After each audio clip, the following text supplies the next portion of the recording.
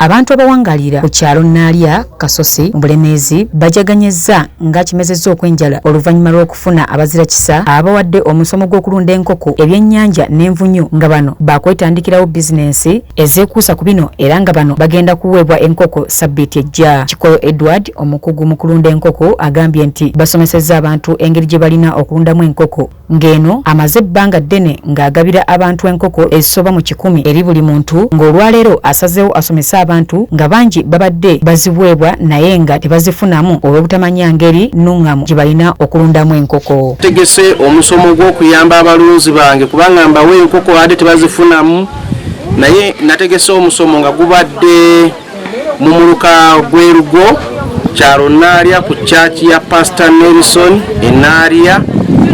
Naye tusomesezza mu kulunda envunyu, tusomesezza mu kulunda enkoko ku mutendera omutuufu, ne tusomesezza mu kulunda embizi, ne tusomesa okulunda ebyennyanja.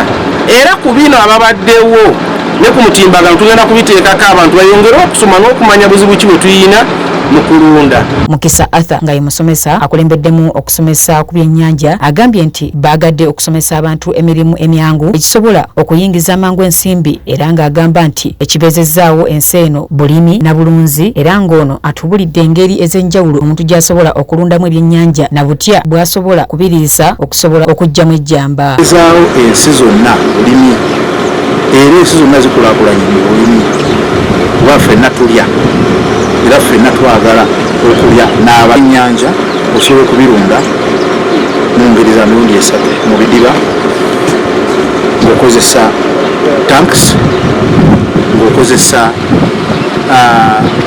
namu wantu wangi oyinza okulumira wakati okuŋŋanyizawo amazzi n'omanya nti kufunawo aeration oxygen osobola okulundiramu ebyennyanja.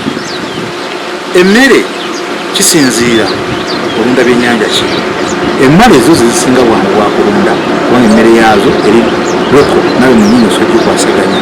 Engege nazo nnungi kubanga nazo emmere yaayo. Otto Davis ng'ono akola n'ekitongole kya Naro asomesezza abantu ku ngeri gye basobola okulundamu envunyu na biki bye weetaaga okutandika okuzirunda.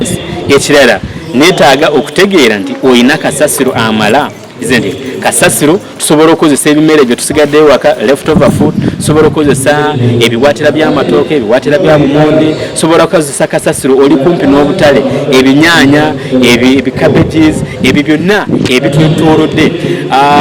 Tugende mu mafaamu gaffe oyina enkoko kalimbe muyitirivu, obusa bw'embizi, obusa bw'ente buyitirivu.